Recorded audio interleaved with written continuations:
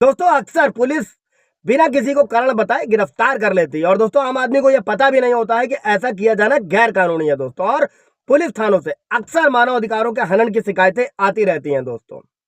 दोस्तों 1 जुलाई 2024 से पूरे देश में नए कानून लागू हो रहे हैं और नए कानून में आम आदमी को अधिकार दिए गए हैं, गिरफ्तारी से संबंधित अधिकार। इसी मुद्दे को आज हम लोग अच्छे से समझने वाले हैं। गिरफ्तारी से पहले, गिरफ्तारी के बाद और गिरफ्तारी के दौरान नए कानून में क्या क्या व्यवस्था की गई, क्या क्या सुरक्षा दी गई दोस्तों, इन्हीं मुद्दों को आज हम लोग समझेंगे दोस्तों। जय हिंद, नमस्कार, मैं एडवोकेट आशीष मिश्रा। दोस्तों लाइक कर दीजिएगा, शेयर कर दीजिएगा, सब्सक्राइब कर दीजिएगा ताकि इन्फॉर्मेशन और लोगों को मिल सके। दोस्तों देश में नए कानून आ रहे हैं, भारतीय न्याय संहिता, भारतीय नागरिक सुरक्षा संहिता, भारतीय साक्ष्य अधिनियम। अब आईपीसी, सीआरपीसी, एविडेंस एक्ट नहीं रहने वाला है दोस्तों। और अब 1 जुलाई के बाद से नई धाराओं के तहत केसेस चलेंगे, मुकदमे चलेंगे, चाहे वो जमीन का हो, क्रिमिनल हो, सिविल हो, एनीथिंग एल्स।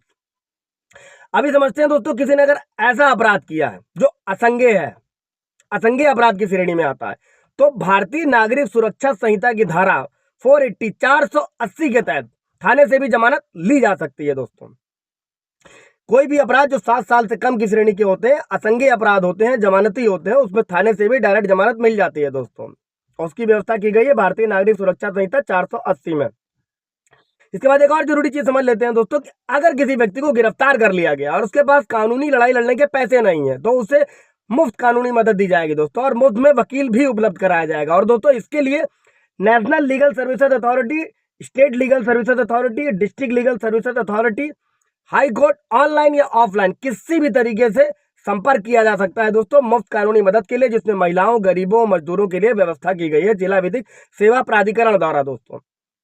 और हर कोर्ट के पास में डीएलएसए का एक ऑफिस होता है दोस्तों। इसके बाद समझते हैं दोस्तों कि अगर किसी को गिरफ्तार किया गया है या कोई विचाराधीन बंदी है जिसको रिमांड पर है या कुछ भी है, तो भारतीय नागरिक सुरक्षा संहिता की धारा 53 के तहत उसकी जो मेडिकल जांच होगी वो 48 आवर्स के अंदर की जानी जरूरी है दोस्तों। और इसके संबंध में सुप्रीम कोर्ट की ओर से भी कई सारे आदेश जारी किए गए हैं दोस्तों।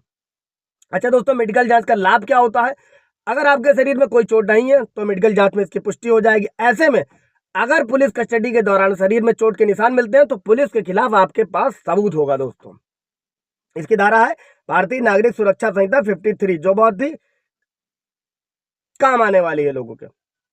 इसके बाद समझते हैं दोस्तों कि भारतीय नागरिक सुरक्षा संहिता की धारा 47 सब सेक्शन 1 के तहत चाहे मामला कोई भी हो दोस्तों, किसी भी तरीके का मामला हो, पुलिस बिना कारण बताए आपको गिरफ्तार कर नहीं सकती। गिरफ्तार करने का अधिकार नहीं हो, उसे आपको कारण बताना होगा दोस्तों। और अगर वो ऐसा नहीं करती है तो उस पर भी, पुलिस पर भी कार्रवाई हो सकती है दोस्तों। और इसको ऐसे समझिएगा दोस्तों, जो नॉन कॉग्निबल ऑफेंस होते हैं यानी असंज्ञेय अपराध जो होते हैं, उनमें गिरफ्तार, अगर कोई व्यक्ति गिरफ्तार होता है तो उसे गिरफ्तारी का वारंट देखने का अधिकार होता है। अलबत्ता संज्ञेय यानी जो गंभीर मामले के अपराध होते हैं तो उसमें पुलिस बिना वारंट दिखाए भी गिरफ्तार कर सकती है दोस्तों, लेकिन इसके लिए उसे किसी सीनियर पुलिस ऑफिसर या मजिस्ट्रेट की अनुमति की आवश्यकता होती है दोस्तों।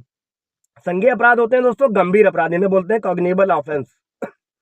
इसके बाद समझते हैं दोस्तों कि अगर पुलिस किसी व्यक्ति को गिरफ्तार कर रही है तो उस पर एक अरेस्ट मेमो होता है, उस पर आवश्यक रूप से हस्ताक्षर करने होते हैं दोस्तों। और इसकी व्यवस्था की गई है भारतीय नागरिक सुरक्षा संहिता की धारा 36 में।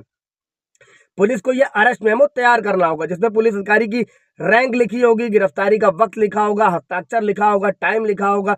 इसके साथ ही दोस्तों गिरफ्तार करने पर पुलिस अफसर को वर्दी में भी होना आवश्यक है। यह भी प्रावधान है कि नेम प्लेट पर उसका नाम, जो नेम प्लेट लगी होती है उस पर भी नाम साफ साफ दिख रहा हो दोस्तों। इसकी व्यवस्था है भारतीय नागरिक सुरक्षा संहिता की धारा 36 में दोस्तों, ये नए कानून में दोस्तों।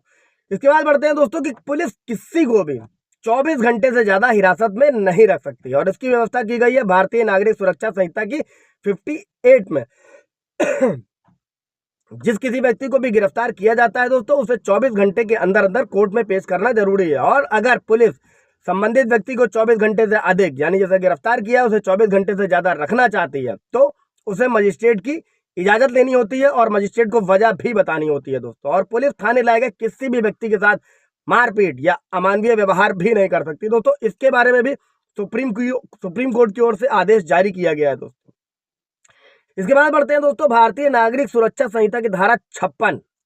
इसमें समझिएगा दोस्तों कि पुलिस किसी भी व्यक्ति को हिरासत में या गिरफ्तार करके लाती है तो उसे भूखा नहीं रख सकती है। और इस धारा में यह व्यवस्था की गई है कि जो भी गिरफ्तार व्यक्ति किया गया है उसकी सुरक्षा और स्वास्थ्य कि जिम्मेदारी पुलिस की होगी जो भी गिरफ्तार कर रहा है दोस्तों, इसके लिए उसे भत्ता भी दिया जाता है। इसके बाद बढ़ते हैं दोस्तों कि पुलिस बिना आदेश के हथकड़ी भी नहीं लगा सकती। इस मुद्दे को भी अच्छे से समझ लेते हैं दोस्तों कि पुलिस हिरासत में लिए गए किसी भी व्यक्ति को, बंदी को या कैदी है, या एक जेल से दूसरी जेल में ले जा रहे हैं या कोर्ट में पेशी करने ले जा रहे हैं, तो ले जाते वक्त हथकड़ी नहीं लगा सकते हैं दोस्तों। हाँ, इसके लिए अगर उसे लगाना जरूरी है हथकड़ी तो कोर्ट से इजाजत लेनी होगी। इसके बारे में भी सुप्रीम कोर्ट का आदेश जारी किया गया दोस्तों। अगर आरोपी के भागने की आशंका है तो उसे हथकड़ी सॉरी लगाई जा सकती है दोस्तों। इसके बाद बढ़ते हैं दोस्तों कि भारतीय नागरिक सुरक्षा संहिता की धारा 48 जो बहुत ही मजबूत होने वाली है नए कानून में। अगर किसी भी व्यक्ति को पुलिस ने गिरफ्तार किया है तो उसकी सूचना टेलीफोन, ऑनलाइन, ऑफलाइन किसी भी माध्यम से पत्राचार के जरिए पुलिस की जिम्मेदारी है कि उसके घर वालों को उसकी सूचना दी जाए दोस्तों, और इसकी व्यवस्था है भारतीय नागरिक सुरक्षा संहिता की धारा 48 में दोस्तों। इसके बाद बढ़ते हैं दोस्तों कि भारतीय नागरिक सुरक्षा संहिता की धारा 38, इसमें व्यवस्था की गई है दोस्तों कि किसी भी व्यक्ति को जो गिरफ्तार किया गया है पुलिस की जांच के दौरान उसे अपने वकील से मिलने की सुविधा दी जाएगी दोस्तों, और इसके साथ ही वकील उससे और उसके परिजनों से बात भी कर सकेगा दोस्तों, BNSS 38 के तहत दोस्तों अगर किसी भी तरह से पुलिस ऐसा करती है तो भारतीय संविधान के अनुच्छेद 20, 21, 22 में भी नागरिकों को मौलिक अधिकार प्रदान किए गए हैं दोस्तों, मौलिक अधिकार दिए गए हैं जिनका भी हनन माना जाता है अगर ऐसा पुलिस करती है, इसके विपरीत करती है। ऐसे में जो भी संबंधित पीड़ित व्यक्ति है दोस्तों वो संविधान के अनुच्छेद 32 के तहत सुप्रीम कोर्ट भी जा सकता है दोस्तों। और अगर किसी को लगता है कि उसकी गिरफ्तारी अवैध हुई है दोस्तों तो वो मुआवजे की भी मांग कर सकता है, और इसकी भी व्यवस्था नए कानून में की गई है भारतीय नागरिक सुरक्षा संहिता की धारा 399 में दोस्तों। अवैध गिरफ्तारी पर मुआवजा भी मिलेगा दोस्तों।